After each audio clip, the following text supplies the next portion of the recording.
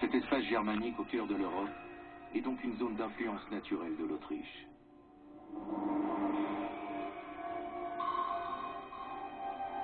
Mais la Révolution française et les victoires de ses armées provoquent un séisme.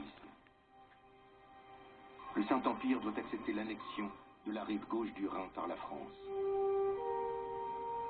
Une vaste réorganisation est lancée. Napoléon, qui ne s'appelle encore que Bonaparte, est déjà à la manœuvre. C'est un stratège, c'est quelqu'un qui a une vision globale de l'équilibre européen. Il a très vite compris que s'il ne mettait pas un pied en Allemagne, ce serait soit les Autrichiens, soit les Prussiens qui en profiteraient pour s'emparer de la puissance en Allemagne. En fait, le but de Bonaparte, c'est de constituer une Allemagne française ou une Allemagne sous influence française. Napoléon favorise surtout 3 États proches de la frontière française: le Bade, le Wurtemberg et la Bavière.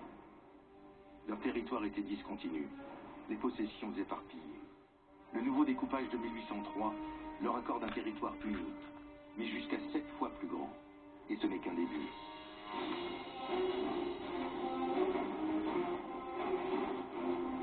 « 2 décembre 1805. La guerre a repris entre Napoléon et les monarchies européennes. L'empereur des Français écrase ses ennemis à Austerlitz. Ces 3 alliés allemands ont combattu à ses côtés. Il les récompense encore.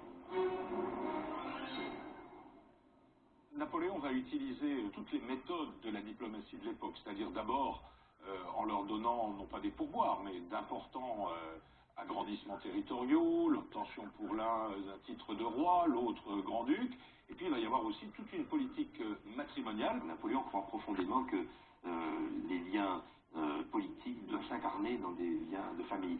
Il a tenu à créer des liens de famille avec les 3 princes du sud de l'Allemagne, la Bavière en premier lieu, puisque la fille du roi de Bavière est mariée au fils adoptif de Napoléon, Eugène de Beauharnais. La fille du roi de Wurtemberg épouse Jérôme, le frère de Napoléon, et le grand-duc de Bade épouse Stéphanie de Beauharnais, qui est une cousine de Joséphine. Désormais, en ce début d'année 1806, tout le sud de l'Allemagne lui est acquis.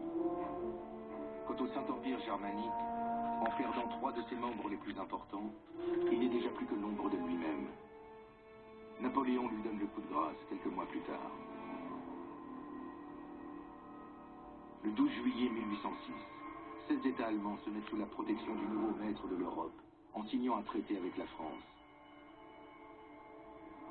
Ils quittent le Saint-Empire pour créer la Confédération du Rhin, cette 3e Allemagne.